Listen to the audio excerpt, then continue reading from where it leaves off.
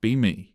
Emma, 28, finally living alone in Brooklyn after 6 years of roommates who left dishes in the sink and borrowed my clothes without asking. My studio in Bushwick isn't much. 5th floor walk-up, radiator that clanks, shower that takes 5 minutes to get hot. But it's mine.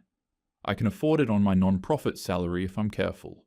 Growing up, my dad was always going on about how women need protection, how the world is dangerous for girls. My mom never pushed back, just nodded along. It drove me crazy. This assumption that being female meant being helpless. I spent my 20s proving them wrong, moved to New York alone, built a career, lived my life without some man hovering over me like I'm made of glass. I'm not fragile. None of us are. We're just told we are so men can feel necessary. Sunday morning at Cafe Grumpy in Park Slope with Timothy.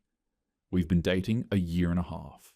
He's a software engineer, one of those guys who listens when you talk and remembers your coffee order. We do this every Sunday. Coffee, split a croissant, talk about our week. He's stirring his Americano with that look he gets when he's building up to something. So I've been thinking about some safety stuff, he says. I look up from my latte. Safety stuff? For your apartment. He shows me a Ring doorbell on his phone. I could install this. And I was thinking, your walk from the L train is pretty long.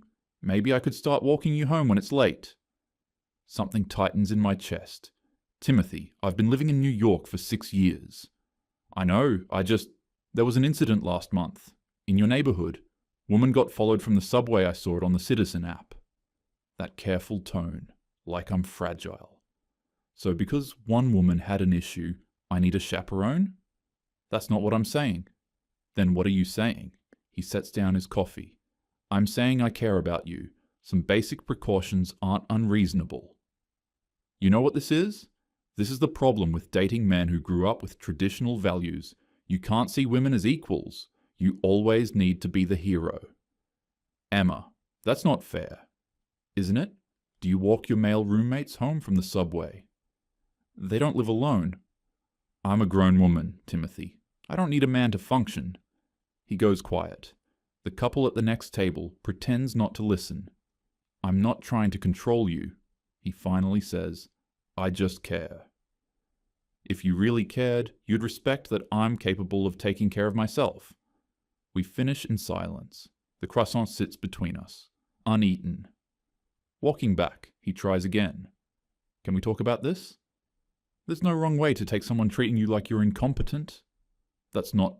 He stops, takes a breath. Okay, I hear you. But I can tell he doesn't. Thursday night dinner at my parents' house in Queens. My brother Jake is visiting from Boston. We're halfway through the meal when my mom says, Emma, we're so glad Timothy is looking after you. I set down my fork. Nobody's looking after me, Mom. You know what I mean. It's nice you have a man who cares. I don't need a man to care for me. My dad and Mom exchange that look. Jake jumps in. Jesus, Em, the guy cares about you. That's not a crime. Easy for you to say. You don't know what it's like to be constantly treated like you're incapable. I think you're reading into... This is my lived experience, Jake. Maybe listen instead of dismissing it. The rest of dinner is tense. I leave early, Saturday afternoon. Timothy comes over.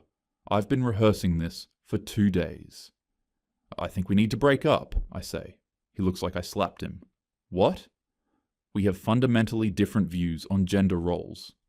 Emma, this is about the doorbell? It's about what the doorbell represents.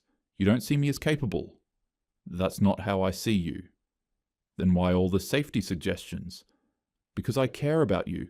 Because bad things happen. I am safe. I've been safe for 6 years without you managing my life. He stares at me. Is this really happening? I think it has to. He goes to my bathroom, comes back with his toothbrush, opens the cabinet, packs his clothes into his backpack. The coffee maker sits on my counter. Take it, I say. It's yours. I bought it for you. Timothy. Keep it, Emma. He's at the door, turns back.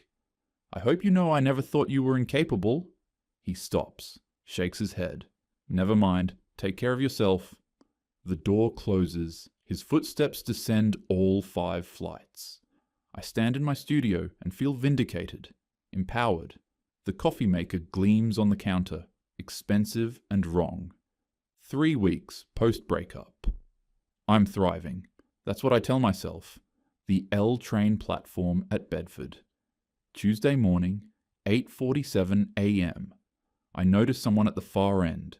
Guy in a scruffy dark coat, looking at his phone. Thursday evening, 6:32 p.m. Scruffy coat guy again. Same spot. Saturday, heading to the gym. He's there again. Probably nothing. NYC is random like that overlapping schedules. Coincidences happen. I come home Wednesday evening, climb 5 flights. There's something at my door. Flowers. Cheap carnations in plastic. No note, no delivery slip. I knock on Mrs. Chen's door across the hall. Did you order flowers? She peers at them. No, dear. Secret admirer? I force a laugh. Probably a delivery mix-up? She looks worried. You be careful, Emma. I throw the flowers in the trash. They're probably for 4C. Mail gets mixed up. It's fine. Friday at Planet Fitness. I'm doing cool-down stretches with Melissa when she says, something weird happened yesterday. Yeah? Some guy came in asking about you. Asked what time you usually come in if you work out alone. I told him I don't give out information. It was creepy. My heart beats faster. What did he look like? Regular? Dark jacket, I think? I laugh too loud. Probably just some awkward guy. Melissa doesn't look convinced. Emma, be careful, okay? That phrase again, like I'm not always careful. I'm always careful, I say. My phone buzzes. Jake. Jake. Haven't heard from you. Everything good? Me. Why wouldn't it be? Jake. Just checking. You seemed stressed at Mom and Dad's. Me. I'm fine. Don't need a welfare check. Jake. Wasn't trying to... Never mind. Love you. I don't respond. Week 4. I stop at the corner bodega. My usual, iced coffee. Everything bagel Mr. Hassan has owned this place for 15 years. Today he looks uncomfortable. Emma, he says, you have boyfriend? Weird question. No. Why? He hesitates. Man came in yesterday, asked about you, asked what you buy, what time you come in. I told him nothing. But Emma, maybe you should know. What did he look like? Regular looking, maybe 35, dark jacket. Dark jacket, like gym guy, like subway guy. Thank you for telling me. He hands me my coffee. You be safe, okay? I walk back, counting the things that don't add up. Subway, flowers, gym, bodega. All separate. Probably nothing. Probably. That night, I order pepper spray on Amazon. It arrives Thursday. I stare at it on my counter for an hour. Unopened. Ordering it felt reasonable. But opening it feels like surrender. Like admitting Timothy was right. The box sits there for 2 days. Finally, I request a return. Drop it at UPS unopened. I'm not afraid. Instead, I make a point of it. Every night, L train home at 10:47 p.m. same route. Left on Meserole, right on Waterbury. 15 minutes, headphones in, chin up. I'm not changing my routine. This is my city. Tuesday night, I hear footsteps behind me. I speed up. They speed up. I whip around. Empty street. I'm being paranoid. This is what happens when you let fear in. I keep walking. Not afraid. Thursday evening. I'm climbing to the 5th floor, keys in hand. The hallway smells like Mrs. Chen's cooking. There's something on my doormat, photos. My hands shake as I pick them up. 4 photos, printed on regular paper. Me at the gym, doing squats. The angle is from behind, focused on my body. Me at Cafe Grumpy, sitting alone at the table Timothy and I used to share. Me walking from the subway, headphones in. Me at Mr. Hassan's bodega. Different days, different times. Someone has been following me, photographing me. I'm inside, door locked, back pressed against it. I can barely unlock my phone. 911, what's your emergency? Someone's stalking me. I have photos. The dispatcher is kind but firm. Are you in immediate danger? I don't know.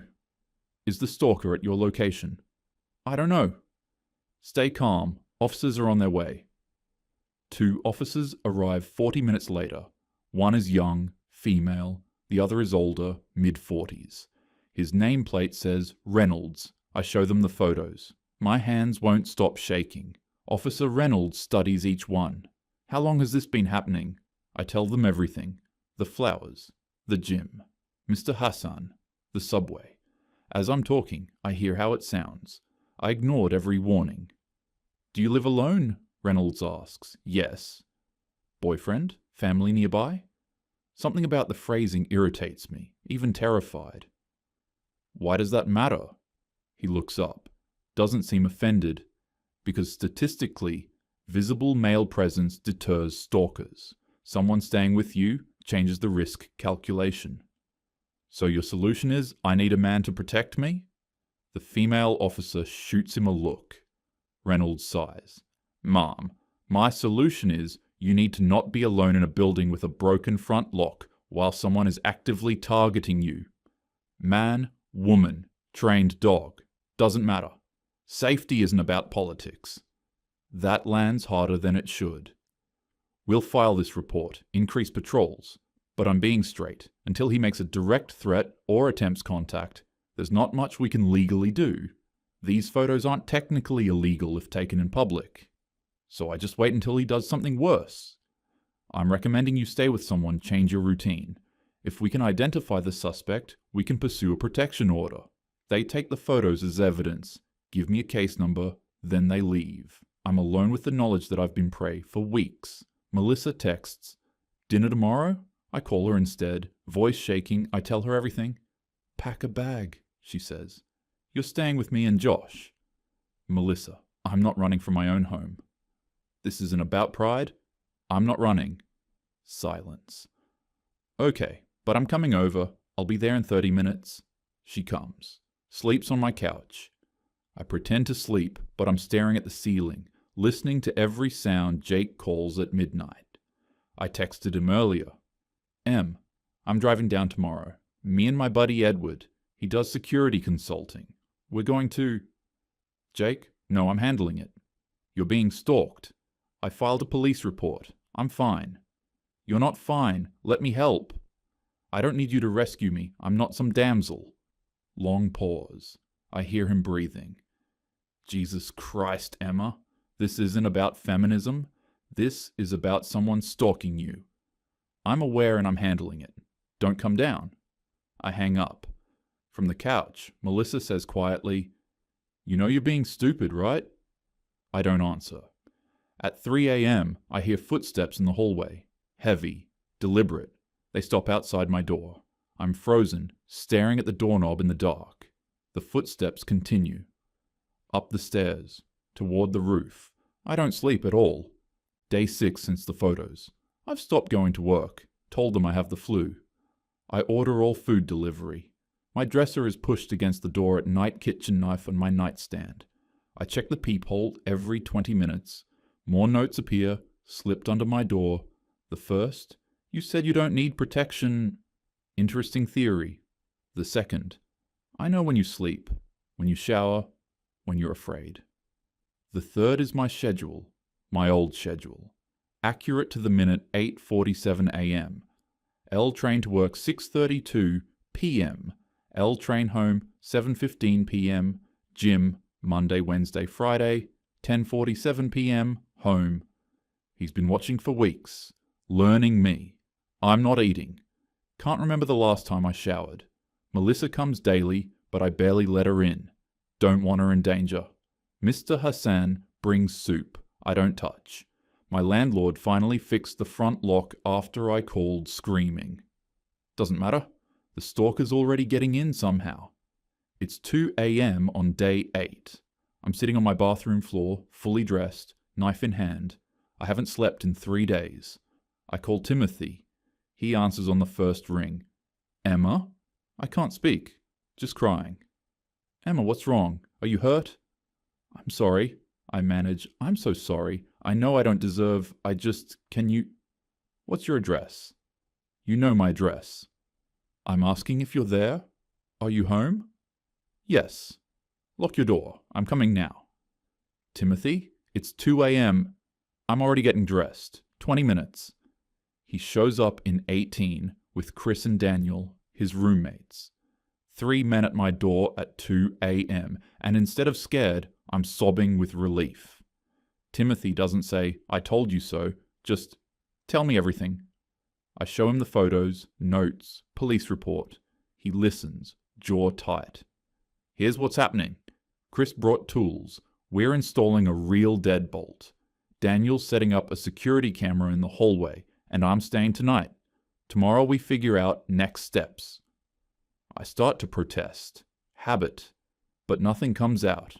I'm too tired. Emma, you can argue about politics later. Right now you need sleep and you need to be safe, okay? I nod. They work for 2 hours. Install a serious deadbolt, mount a camera pointed at my door. Timothy sleeps on the couch. I sleep 4 hours. The most in a week, morning. Timothy makes coffee, badly. He never learned to use the good machine. Says, I called your brother last night. You what? Jake's been texting me for days. He's worried. I told him what's happening. You had no right. I had every right. You're in danger and you're too stubborn to let people help. I'm angry, but too exhausted to fight. What did he say? He's driving down today, bringing someone who can help. Jake arrives that afternoon, with Edward, tall, quiet, moves like someone used to assessing threats. Former army, does security consulting.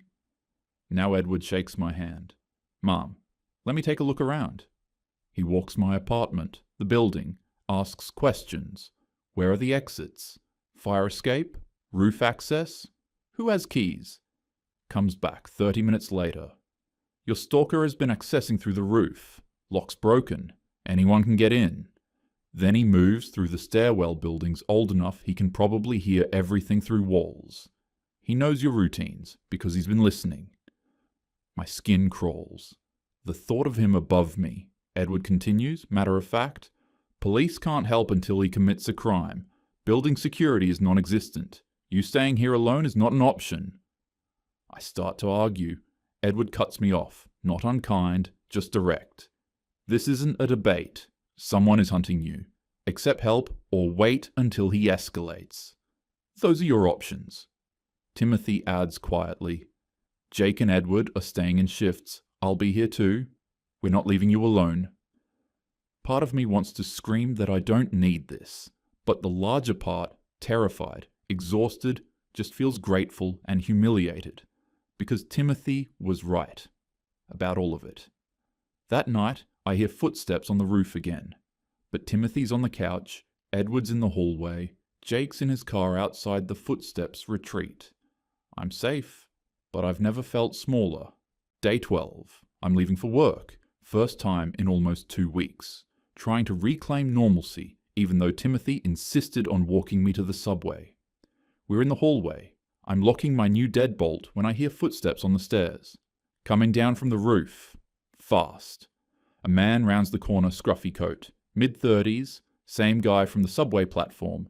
He sees me and smiles. Emma. Finally. Starts moving toward me.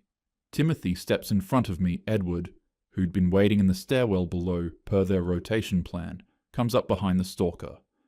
Jake exits Mrs. Chen's apartment. They'd asked her permission to wait there. The stalker freezes, looks at the 3 men now surrounding him. His smile falters, Edward's voice flat and professional. You need to step back. The stalker tries to push forward anyway. She doesn't need you. She said she doesn't need... Edward moves. One moment the stalker is advancing. The next he's face down on the hallway floor. Arm locked behind his back, Edward's knee on his spine. Stay down. Jake's already calling 911. Timothy's asking if I'm okay.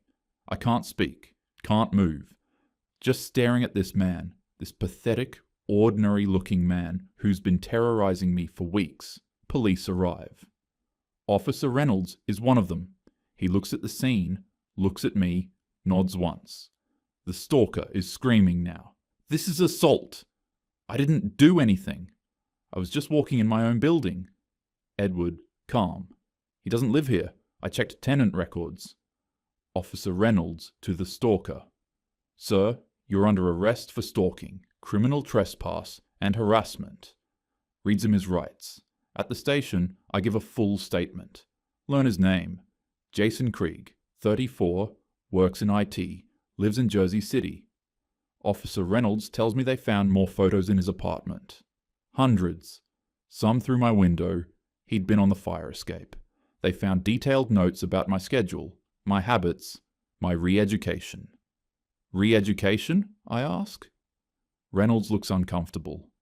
He posted on some forums, said he specifically targeted you to teach you about reality, about needing men. He saw you as a project.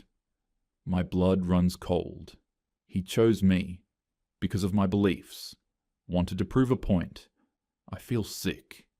What did he think would happen? Reynolds hesitates, then shows me his phone forum screenshots. Jason's posts planning this for months. These feminists need real-world lessons.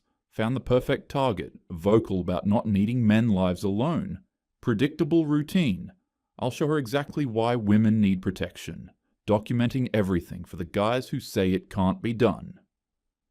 There are responses, encouragement. Other men cheering him on, suggesting tactics.